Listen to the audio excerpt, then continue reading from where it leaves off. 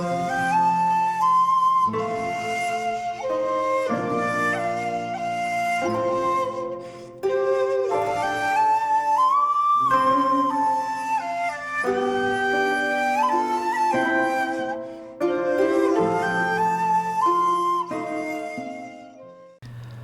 there, this is Solitron from Solitron Films, and welcome to a new series of videos.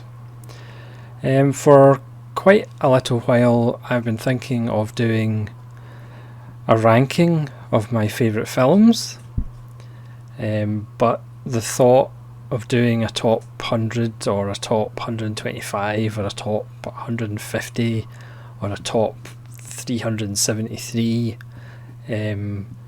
was giving me a headache. So thanks to subscriber Isaac, I have decided to split them into the letters of the alphabet, and then after the 26 episodes, unless they change the alphabet, that might be able to focus my mind towards doing a ranking, but I can stave it off until I do the alphabet. So I'm just going to go through some of my favourite films, beginning with the letter A. Now these are films that generally I kind of give 5 out of 5, and then hopefully through the series it will give me a better idea of how to rank them if I ever actually rank them. So please let me know in the comments below your favourite films beginning with the letter A, and hopefully you'll enjoy this video series. So we might as well start with a film Ace in the Hole by Billy Wilder. This is probably my favourite Billy Wilder film. It's Billy Wilder probably at his darkest and most cynical. It's certainly Kirk Douglas at his darkest and most cynical. Kirk Douglas, even when he played tough guys, he always wanted some kind of likability to them.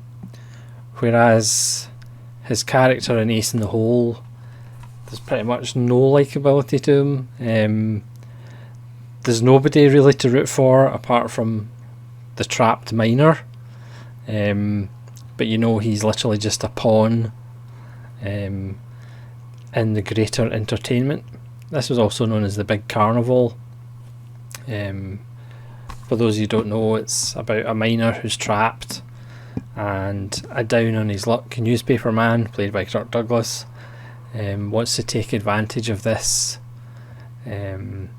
and looks at it as an opportunity for him to get back into the big papers in Chicago or New York. This takes place in the desert, and he's down in his luck.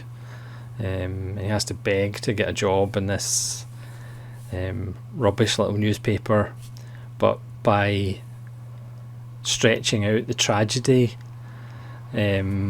he hopes to make it a bigger and bigger story, and it turns into a carnival, and people are coming for the day out to see, to find out what happens to this trapped miner.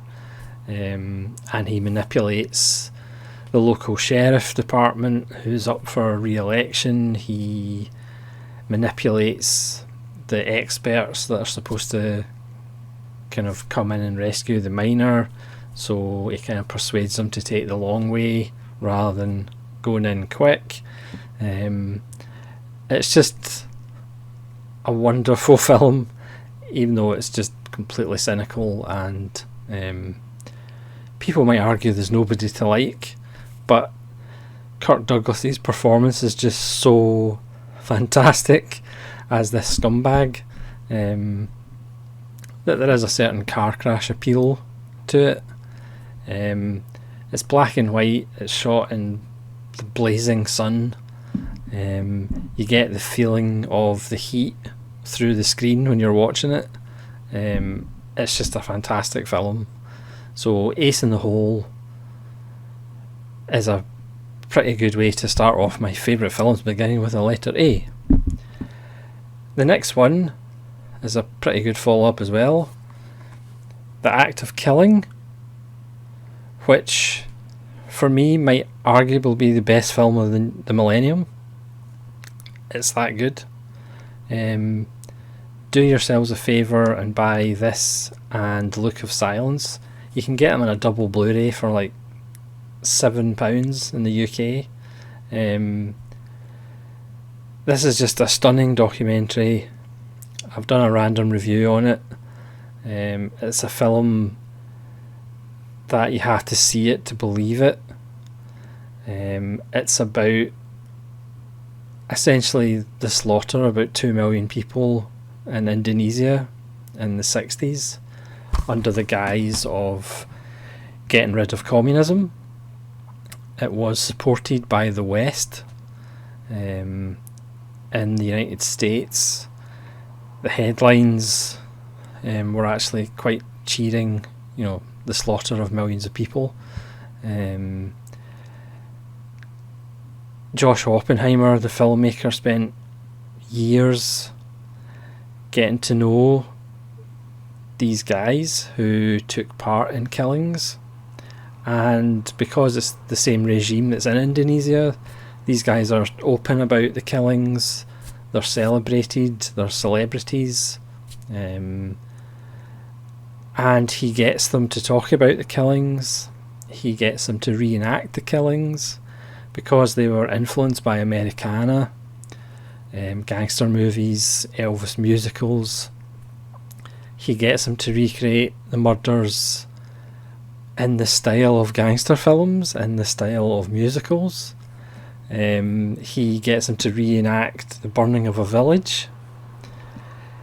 And while you're watching this, you're thinking, should I be watching this? There's something quite wrong about this.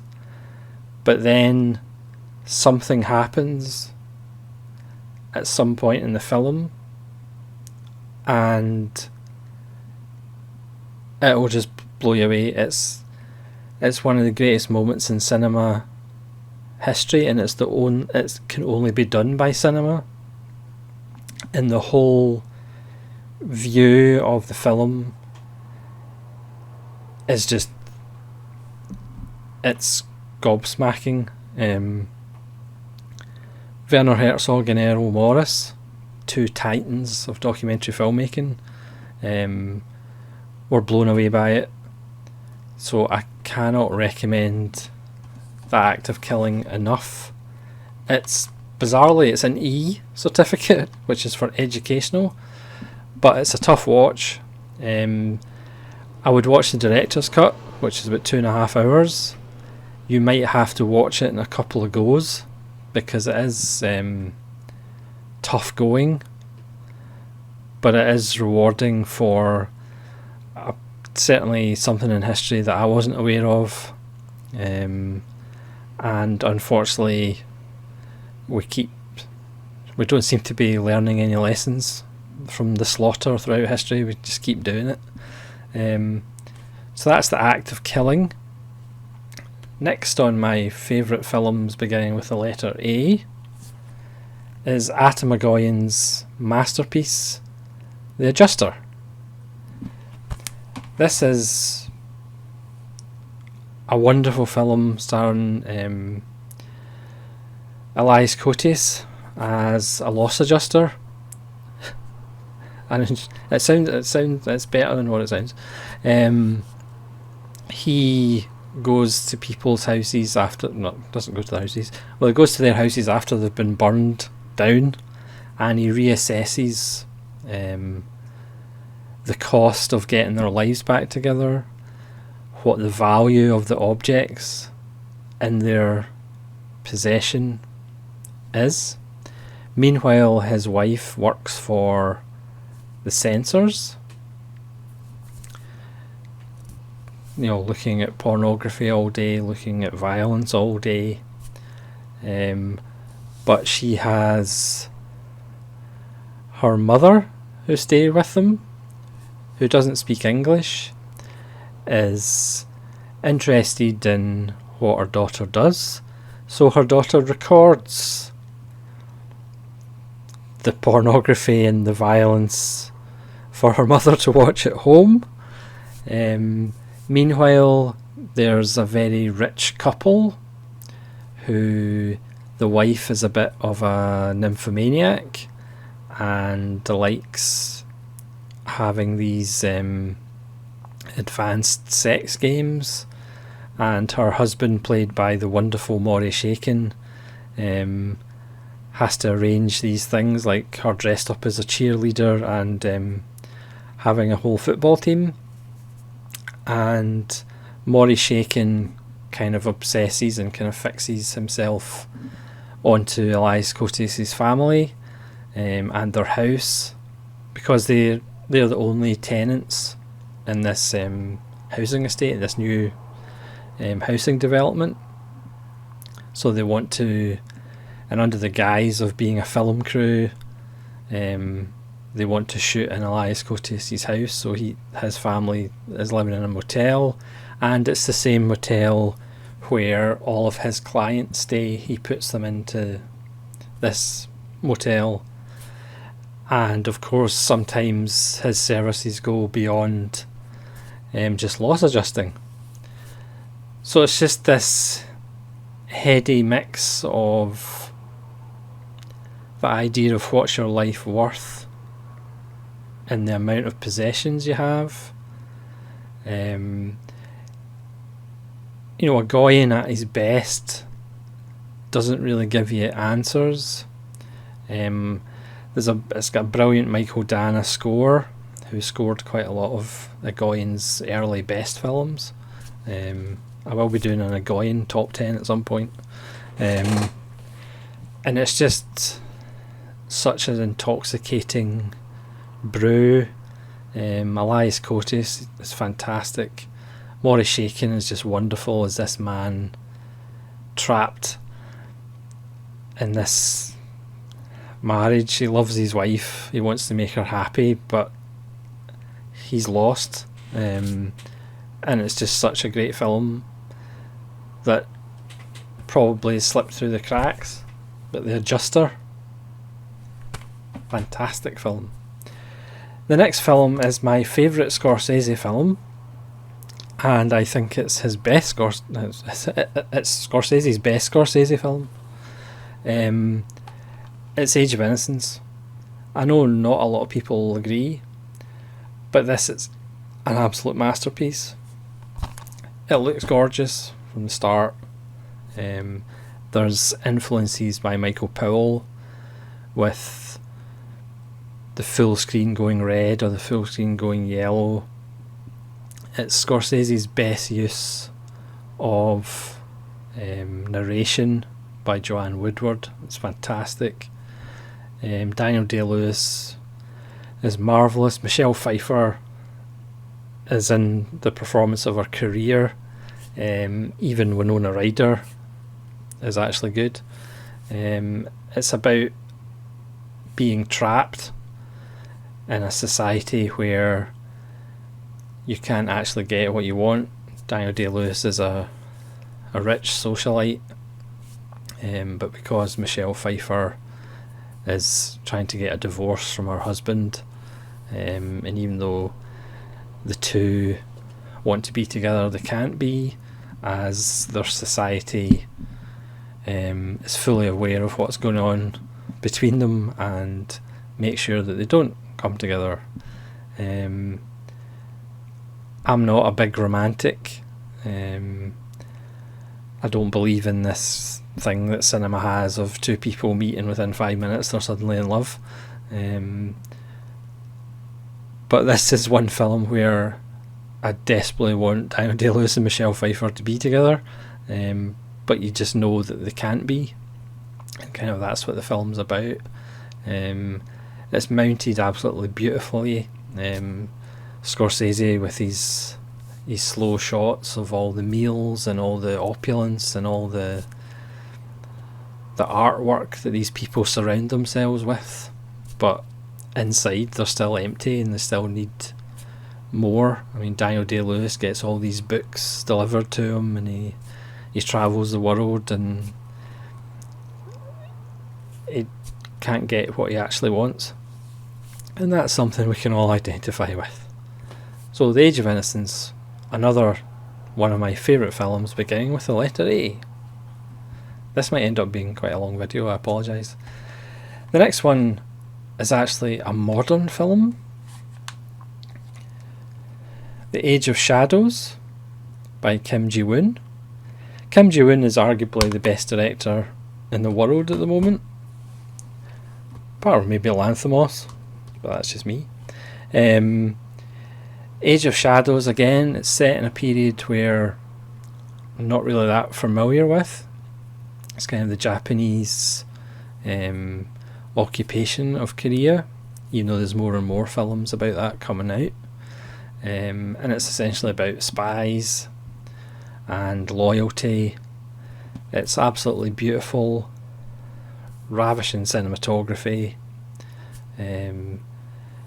beautifully acted, and brilliant set pieces, and it's just tremendous fun, and it's just an absolute sumptuous tapestry in Korean cinema, which is amongst the best cinema in the world at the moment, and it's a really beautiful film.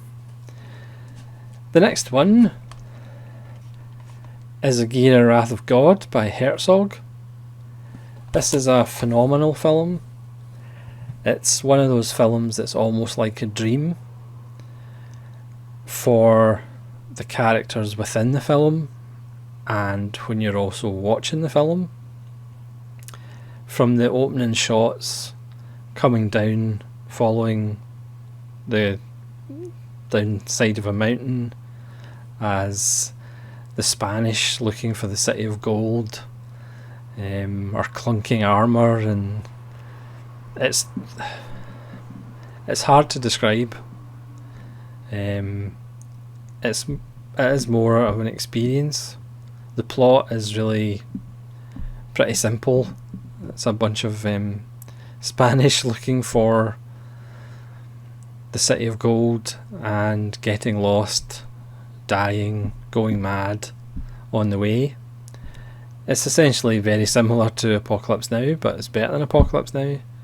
Klaus Kinski gives one of his mad genius performances, and again it's almost shot like a documentary. The scenes in really rough white water with the rafts, and that's kind of completely real because they just like shot it, and if they all drowned, then it's Herzog. It's 1972 Herzog. It's just a masterpiece, and again he has that dreamlike quality in his films. At times the characters are almost in a trance, and the final kind of images of Klaus Kinski throwing monkeys off the raft as he claims to be the Wrath of God are just some of cinema's most enduring images. Speaking of an enduring image, the next film, which isn't on Blu-ray, there's a Japanese Blu-ray that I might get at some point, but it is quite expensive. It's Kurida's Air Doll, which is probably the Kurida film nobody talks about, but I think it's just a lovely film. It's literally about a sex doll who comes to life. Now, if this was American, directed by Judd Apatow, it would probably be a crass comedy with Jonah Hill or some such person, but this is actually quite a touching, moving film about identity and what constitutes being human. It's just a beautiful film. It's a simple film, but there's just so much humanity for a film about an air doll. So if you can check it out, I would recommend it. It's perhaps a little bit slow to get going, but it's a beautiful little film. The next ones are Alien and Aliens. I do have a soft spot for the work print of Alien 3, but I'm just going to talk about Alien and Aliens. Alien is one of those films that I wish I could go back to and see in the cinema release to the cinema audience, because you have to remember this was 1979, so it was 2 years after Star Wars, where science fiction was kind of it's goodies and baddies, it's cowboys and Indians in space. Yes, there's aliens, but they're not really scary. They're friendly and they talk English, and they speak English. I can't even talk English. And then Alien came along. It's only one of two great Ridley Scott films. It's where his style over substance was actually brought down a bit, so there was actually substance. And also another key thing about it was the trope of the person in charge dying, i.e. Dallas, Tom Skerritt's character, wasn't a trope back then. It wasn't a cliche. You kill the person in charge so the rest of the crew doesn't know what to do, or other characters will rise up and there's antagonism between other characters of who's going to be in charge. That wasn't a thing in 1979. So when Tom Skerritt dies, spoiler alert, when Tom Skerritt dies, you are genuinely going, what's going on? The captain just died. That doesn't happen. So that was interesting. Obviously Ian Holm turning out not to be human. Again, that's now a cliche, but at the time it wasn't necessarily. Usually robots were just robots, or just voices in a wall with an orange light. So it's an important film. It's also the fact that when it comes out of John Hurt, spoiler alert again, if anybody's watching who's never seen Alien, welcome to Planet Earth. It's obviously that big, and the next time you see it, it's 8 foot, which I don't think audiences were expecting, but it still stands up as a view of the future. It let us know that, guess what, you're still going to have shitty jobs. Guess what, you're still going to have huge corporations that don't care about the individual. You're still going to be bitching about overtime. You're still going to have poor working conditions. The bright shiny universe in the future isn't actually going to exist, and you're still going to be expendable. At least that's not going to change. Aliens went bigger and noisier. You could argue the last half hour could have been trimmed a little bit, but as far as how to write multiple characters, the group of badasses who get whittled down and put in their place, it's all a Vietnam allegory, same way Predator is. It's a great example of screenwriting. There's characters. Take Sergeant Apone. We all like him and we all root for him, and we're upset when Apone dies. Again, taking out Apone, what do? That comes back to the original film. But Apone's a perfect example of how to write a character. Doesn't have a lot of dialogue. It's not in the film for a long time, but we still miss him when he's gone. Hudson and Hicks, fantastic. Vasquez, it's full of quotable dialogue, great one-liners, and yes, like I said, it kind of fades out in the last half hour or so, but you know why Ripley's going after the kid, because she feels guilty about her own kid dying because she's been in space for 58 years. Sorry, spoiler alert. It's just a really enjoyable film. The fact you don't actually see aliens for about 50 minutes, it's fantastic. They just wouldn't make it like that now. So Alien and Aliens, I'm sure everybody on YouTube talks about them. The next one is a great wee film, Almost Famous, Cameron Crowe's best film. Try and get the extended version.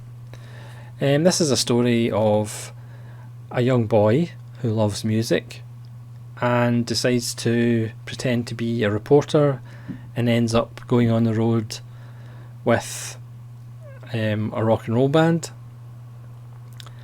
But that doesn't really tell the whole story. It's an absolute joy. It's got Billy Crudup, Jason Lee, Kate Hudson. It's just an absolute blast. It also follows a groupie called Penny Lane, and Fruza Balk is in it as well. It's just an absolute joy. The music's fantastic. It's funny. It's got a great turn with Philip Seymour Hoffman. I wasn't expecting much when I watched it, because again, it's a modern film. It was out in the year 2000, that makes it modern. And it's just one of the best films of the millennium. It's an absolute blast and it's wonderful. The next one, I think I'm about halfway through. Bear with me, please.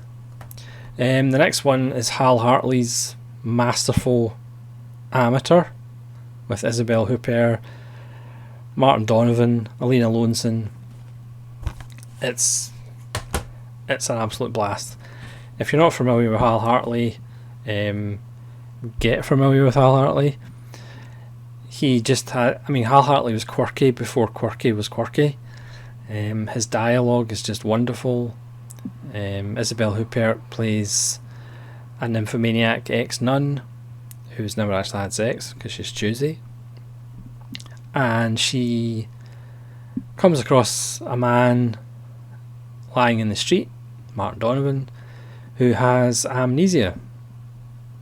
And we find out that he may be a dangerous man. And as Hal Hartley said himself, it's an action film with a flat tire. There's accountants turned hitmen. There's other accountants. There's torture. There's S&M. There's shootouts, but this is Hal Hartley we're talking about. So the shootouts are done in a very offbeat manner. But again, it's moving. It's characters that you really like, and it's an absolute joy. The next one is Amelie. Not my favourite Jean-Pierre Jeunet. That will come later in the alphabet. Amelie was the one that kind of broke him as far as being really big. It was a huge hit. It's about a girl, Audrey Tautou, who likes to interfere with people's lives to try and make them better. But nobody's actually trying to make her life better. It's a lovely little film. It's maybe a bit light, but it has Junot's obsession with greens and browns. His palette, his colour palette is just beautiful. Audrey Tautou just gives a wonderful, cheeky little performance, and it's a film that if you're feeling a bit down, you can cheer yourself up with. Again, not my favourite Jean-Pierre Jeunet, but it's certainly in the conversation for my favourite films beginning with A. Speaking of a film to cheer you up if you're down, It's Andrei Rublev. Not so much a film as a journey. This is the portrait of the artist as a monk. It's trying to understand an artist by showing 8 random episodes that perhaps happened or that perhaps he witnessed. It's Tarkovsky, so you know it's not going to be light. You have to be in the right mood for Tarkovsky, but if you give yourself over and just go with it, his films are almost transcendental, which is a big word for this time of night. Again, it's a film that's hard to describe, so I'm going to stop trying. Just watch it. That's the best way I can describe Andrei Rublev. Just watch it. The next is another Billy Wilder. It's The Apartment, with Jack Lemmon and Shirley MacLaine and Fred McMurray, who was also in Double Indemnity. Jack Lemmon, who was in countless Billy Wilders. This is also one of my favourite Billy Wilders. About a schmo who gives his bosses the key to his apartment so the bosses can entertain their mistresses. Again, even though it's a comedy, there is a kind of dark undertone to it. As far as how far do you want to climb the corporate ladder by having no morals, and is that the only way to achieve ladder climbing in corporations?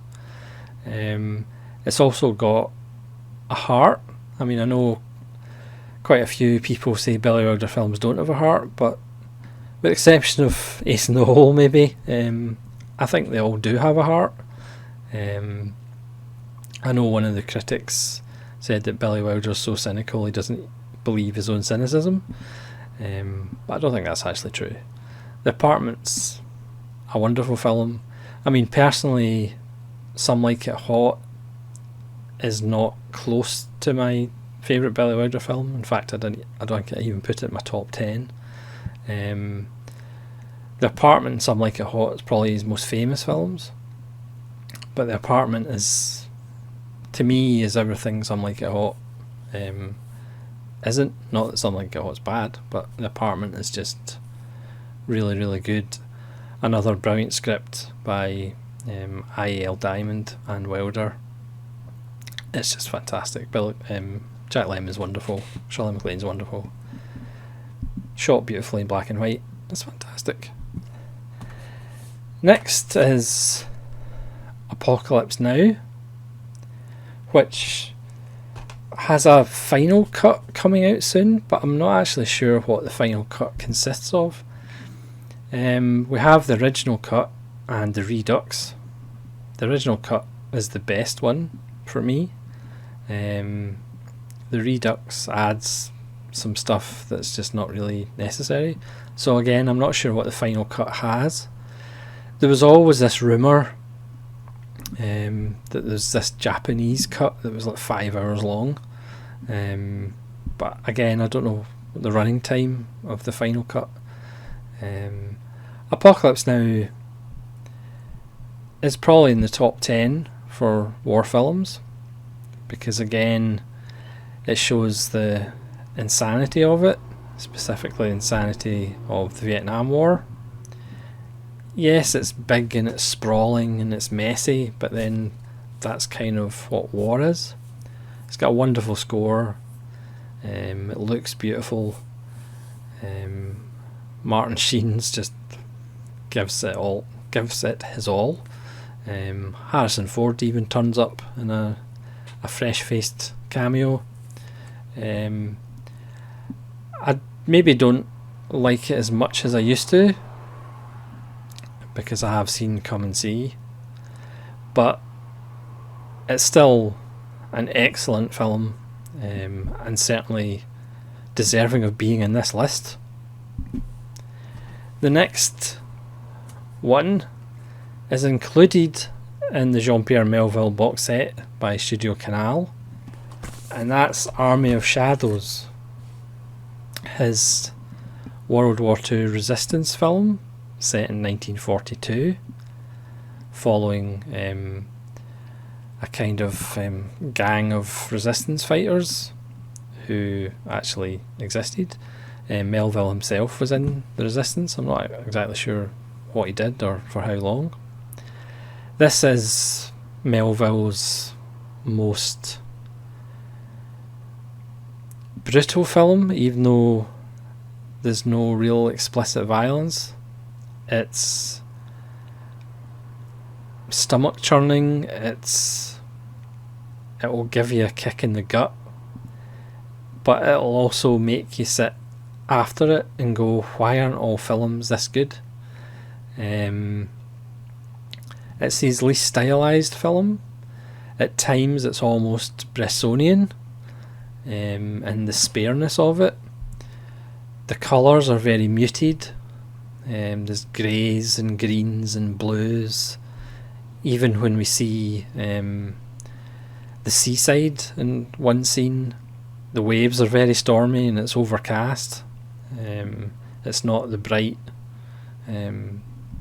French seasides that we're usually used to seeing in cinema.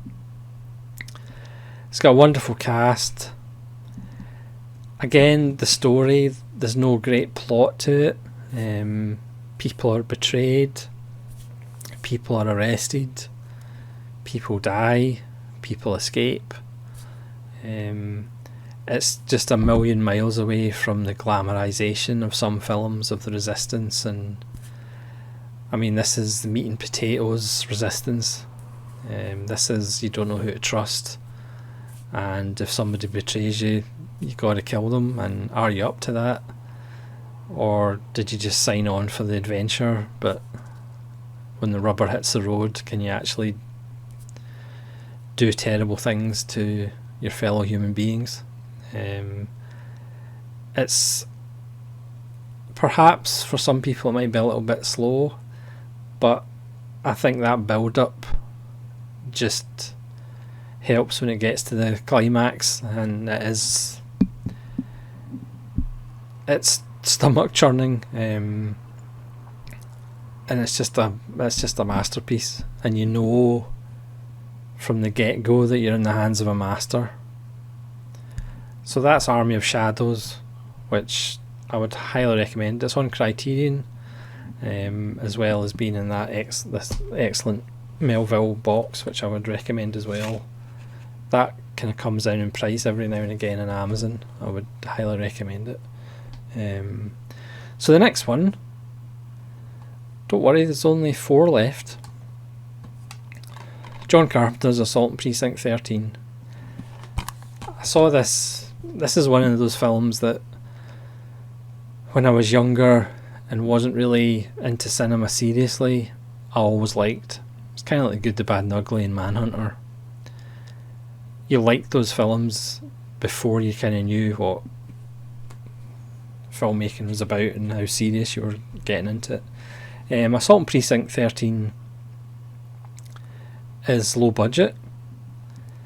It is inspired by Rio Bravo. It has quotes from Once Upon a Time in the West, but it's still just fantastic because it's inventive for being a low budget. It has characters that are just so well written that you care about them, even small characters that maybe don't last the length of the film. It's got a brilliant score, like most of John Carpenter's best works do. It's just a great film, and it's good that there's actually fantastic Blu-ray editions of them, of it, because the prints are really nice now. Because I remember having it in DVD and seeing it in the telly, and it's quite dark. but they've really done a good job on this and the Scream Factory edition. So that's Assault Precinct 13, not the remake. The next one is a lovely little film that might not be a great film, but it's certainly one of my favourite films, beginning with the letter A, and that's Attack by Robert Aldridge, starring Jack Palance, Lee Marvin, Eddie Albert. I love Attack. I probably saw it in BBC Two on a Saturday afternoon. It's one of those films. It's low budget, quite a lot of it was shot in the studio. I think he did this in The Big Knife with Jack Palance, kind of back to back. And it's the simple story of Eddie Albert, who's in charge of a platoon of men, and he is a coward, and he's always putting them in danger and not backing them up. And the kind of sergeant in charge of the crew is Jack Palance, who hates Eddie Albert with a passion. And you've also got Lee Marvin, who's above Eddie Albert, who pretty much put Eddie Albert in charge as a favour to his dad back home, the judge. And it's just a searing, angry,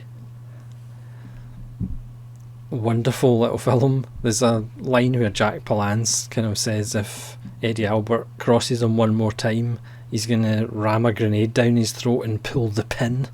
You know, it's just full of salty dialogue. Again, you're not going to see it on anybody's top 100 films of all time. As far as greatest films of all time, it's low budget, but it's such a fantastic little film for what it is. This is a Spanish Blu-ray. It's got a really nice print, and I would highly recommend it. I mean, Lee Marvin's wonderful. Everybody's wonderful in it. It's based on a play. It's just a great wee film. That's Attack. Speaking of another great little film, Takashi Miike, or Miki Takashi's Audition.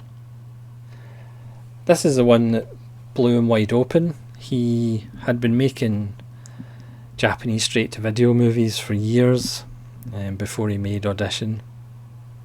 And then, for some reason, Audition went to Cannes, and half the audience walked out because it's one of those films that is going along at a certain pace. It's quite, traditional, fairly slow pace, Japanese, nice framing, not a lot of camera movement. And then about 3/4 of the way into the film, it kind of takes a left turn. It's about a widowed man who decides to pose, or take his friend's advice, who's a television producer, and they kind of set up this fake audition, essentially to get him a new girlfriend and hopefully a new wife. And he finds this nice quiet girl, and they start a relationship, and then things tend to go a little bit sideways. Not going to spoil it for anybody who hasn't seen it, but it was kind of the first film, I think it was the first Takashi Miike I saw, or did I see Dead or Alive first? Both of which are well worth checking out and well worth seeing. Takashi Miike at his best shows you things that you've just never seen before, which in cinema land now is quite an achievement. His films don't always work, but again, you've got to give him credit for trying. An Audition works. And the final film in my favourite lists, beginning with A, it's a little bit different from Audition. It's Bresson's Au Hazard Balthazar. Nazarene Productions has been doing a fantastic series of Bresson.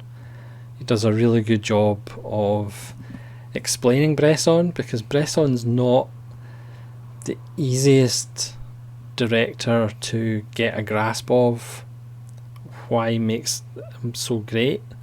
For example, this is a story of a donkey, but it's not Disney.